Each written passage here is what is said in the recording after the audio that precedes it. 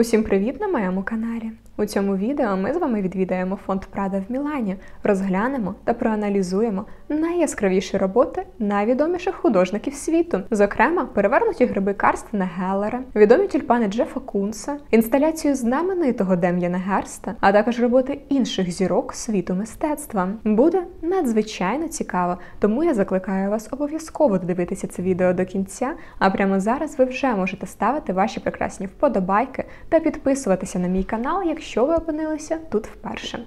Бажаю вам приємного перегляду. Фонд Прада – це культурна установа, заснована 1993 року Міучі Прада та Патріціо Бертеллі. Відвідувачам пропонується до перегляду багатопрофільна програма, яка включає кінофестивалі, конференції, тимчасові виставки та багато чого іще цікавого. Фонд Прада знаходиться в 3 локаціях. Головна локація в Мілані – Ларго Ізарко, обсерваторія в Мілані та Корнер деля Реджіна у Венеції. 2015 року фонд Прада відкрив штаб-квартиру в Мілані Ларго Ізарко, яку спроєктувала студія ОМА під керівництвом архітектора Рема Колхаса. Проєкт передбачав трансформацію приміщення колишнього лікеро-горілчаного заводу 1910-х років у архітектурний комплекс площею близько 19 тисяч метрів квадратних, із яких 11 тисяч використовується для виставкової діяльності. Комплекс складається із реконструйованих промислових будівель та нових споруд – подіуму, кінотеатру і торре. Візитівка – будинок із привидами. Це 4-поверхова будівля, покрита 24-каратною золотою фольгою, в якій демонструються твори постійної колекції. 2018 року відбулося урочисте відкриття торре – вежі, яка займає 9 поверхів. Складна геометрична форма забезпечує різноманітний вигляд для будівлі в залежності від ракурсу споглядання на неї. Білизна фасаду забезпечується завдяки спеціальному матеріалу – цементу, змішаному із подрібненим карарським мармуром. 60-метрова споруда є монолітом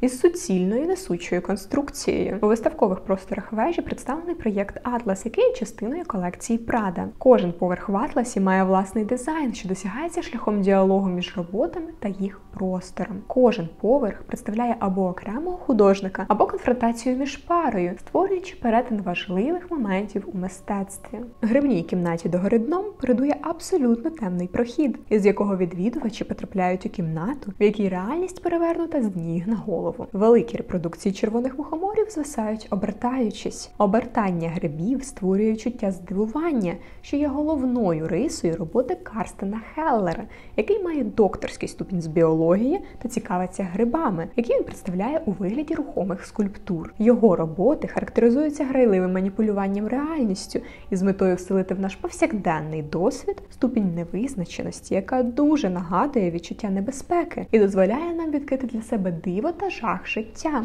Blue Line – двокімнатна інсталяція, розроблена 1988 року Джоном Балдессарі. Назва роботи відсилає до синьої лінії, намальованої на краю панелі, яка стоїть під кутом біля входу в інсталяцію. Обабіч панелі – чорно-біла фотографічна репродукція картини «Тіло мертвого Христа в гробниці» Ганса Гольберта-молодшого. Балдессарі використовує його, щоб відобразити минущий характер людського стану. У другій кімнаті глядачі зупиняються перед проєкцією відео, в якому перша кімната проглядається із затримкою в 1 хвилину. Сцени, що проєктуються, це моменти, які належать минулому, і для глядачів вони є відображенням самого себе, яке є зараз неживим. В наступному просторі представлені роботи Дем'яна Герста, про творчість якого вже є більш детальне відео на моєму каналі. Дем'ян Герст розмірковує про 3 постійні проблеми – науку, смерть і мистецтво. У 3 представлених інсталяціях вони демонструються різними способами. В інсталяції «Сльози, коли всі дивляться на вас» Герст показує Френсіса Бекона як одну із своїх точок відліку. Про цього художника вже також є відео на моєму каналі. «Скляна вітрина» служить просторовою рамкою в картинах художника,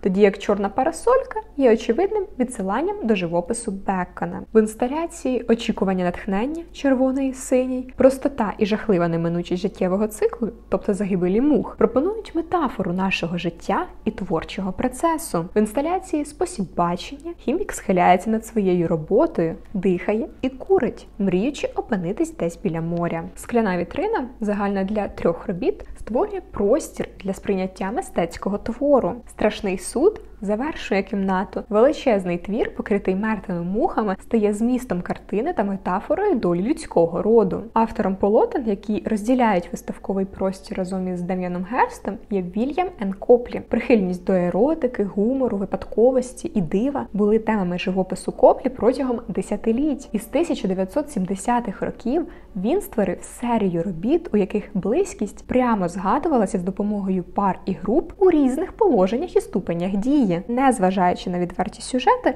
Коплі задумав цю серію робіт більше як політичну заяву проти середнього класу та прихованих спонукань більшості суспільства свого часу. Майкл Гейзер переїхав до Нью-Йорка 1966 року, де зустрів покоління художників, які досліджували основні геометричні форми за допомогою промислових матеріалів. Ці характеристики стають центральними в його практиці. Експериментальний характер картин зосереджений на матеріалах, пігменті, будівельній фарбі і алюмінієвій пудрі, які легко знайти на ринку. У центрі залу виставлені роботи Піно Паскалі. Його роботи схожі на творчість Майкла Гейзера. Геометрія форм, використання промислових матеріалів і постійні посилання на природні елементи. Альфа і Омега Бет'я Сар – це кімната, яка складається із 11 композицій, що характеризуються аквамариновим кольором. У цій інсталяції Сар досліджує фізичні, розумові та духовні аспекти життєвої подорожі, використовуючи предмети, які символізують і нагадують нам про віхи нашого існування. Асамблеї зазвичай зроблені з матеріалів, які художниця знаходить під час своїх блукань лошиними ринками Лос-Анджелеса чи в Лорен-Каньйоні. Уолтер де Марія є еталонною фігурою американської мистецької сцени з 1960-х років. Інсталяція Bel Air Trilogy складається із 3 автомобілів Chevrolet Bel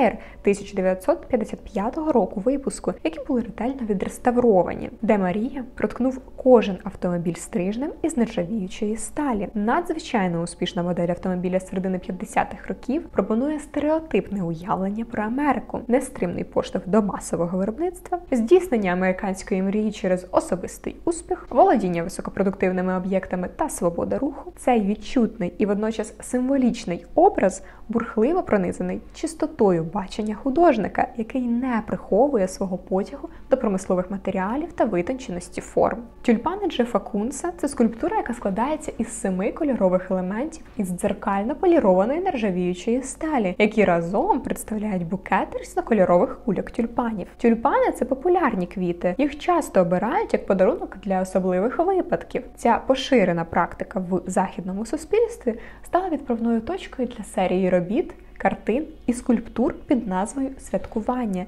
яку Кунс створює із середини 90-х років. Використання нержавіючої сталі робить роботи Кунса візуально привабливими, а світло, яке відбивається на їх поверхнях, є метафорою божественного світла. Натяк на момент святкування, емоції, які супроводжують очікування чи отримання подарунку, переміщують глядача у сприйняття моменту, яке художник створює для них. До речі, відео із більш детальним дослідженням життєвого і творчого шляху Джефа Кунса уже є на моєму каналі. Посилання на всі ролики із згаданими художниками я закріплю в описі до цього відео. Карла Аккарді була однією із найвпливовіших італійських художниць на європейській післявоєнній мистецькій сцені. У 1965 році вона відкрила сікофойл. Гнучкість і прозорість цих пластикових листів, пов'язаних із дослідженнями італійського дизайну, дали їй можливість працювати над кольором за допомогою фарби та флюоресцентного лаку, які вона наносила безпосередньо на основу, досліджуючи зв'язок між кольором і світлом. Інсталяція «Процесо Гротеско». Автор Томас Демант. 2006 року для реалізації фотороботи Томас Демант використав листівку як відправну точку для відтворення гроту на острові Майорка. Він використав 300 тонн сірого картону,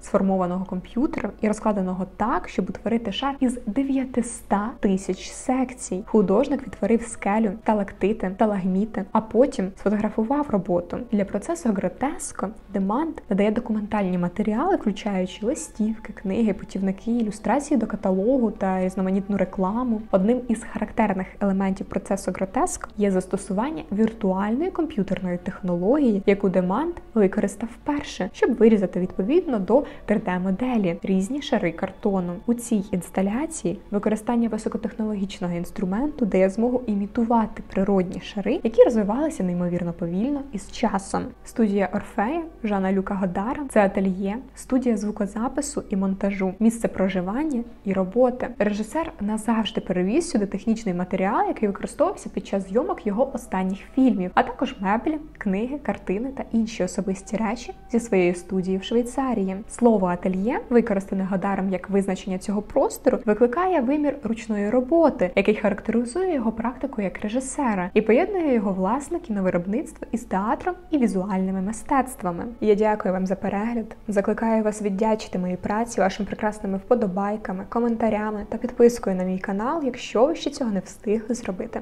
А також важливий момент – ставте дзвіночок, тому що я бачу, що YouTube останнім часом мало кому із моїх глядачів рекомендує відео до перегляду. Це я бачу по кількості показів, не переглядів, показів. Будь ласка, виправте це непорозуміння, я буду вам дуже вдячна за підтримку. І до нових зустрічей!